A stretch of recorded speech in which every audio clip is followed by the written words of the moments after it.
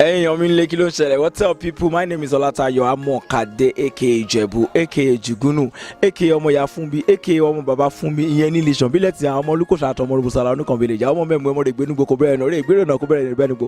Ọmọ Dani kìkẹ́ ọmọ bá Fumbi.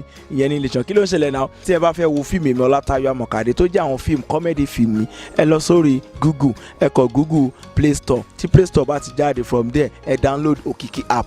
Kí ni mo pè? Okiki App. From there ẹ máa bá gbogbo àwọn fíìmù mi, àwọn fíìmù tó jẹ́ pé ó dúró hilarious ni o, comedy ni o, gbogbo ẹ̀ lẹ́ máa bá ń bẹ̀ nítorí pé kíni àwọn fíìmù tá à ń ṣe látọ̀dọ̀ wa iléeṣẹ́ yẹn là ń gbé fún. Ó dẹ̀ ṣe kíni àwọn bíi fíìmù àsìkò mi ó pọ̀ lọ fíìmù pọ̀ lọ́nbẹ̀ tẹ́ bá ti download Okiki App sórí laptop ni o, sórí kíní yín anything tẹ́ bá ń download ẹ̀ sí ẹ máa wo fíìmù mi Tayo Amokade ìyẹn Ijebuu. Kò sí rẹpẹtẹ bó ṣe ń lọ lọ́tún lósì ló ń lọ níwájú. Ẹ̀yin tẹ́ bá dẹ̀ wo pé nílé ẹ fẹ́ kí èmi Ijebuu kí n ṣe kíni kí n ṣe shout out sí yín bóyá ẹ fẹ́ ṣe birthday ni naming ceremony ni o ẹ kàn fẹ́ kí n tọ̀ wish yín lórí Okiki App yìí náà la máa wà tá a máa ti dárúkọ yín tá a máa wish everybody bó ṣe máa jẹ́ ni ẹ̀yin fans mi I love you mo dá fún gbogbo yín bó ṣe máa jẹ́ ni ẹ̀yin tèmi ó ti yé yín náà ọmọ ìyá fún mi ló ṣe ń para lọ́wọ́ kò sẹ́ni tó ń bọ̀ ló wà lórí dán gángan Ìjẹ̀bú náà ló ń ṣe kíni ló ń dáàbò lórí gangan má jẹ́ kéèyàn kan sọ fún ẹ pé o lè ṣe kíni o lè download Okiki App o nǹkan tó máa kọ ní ìdàtí kíni wàá jẹ́ kó rí ẹ pé wàá lọ sí Google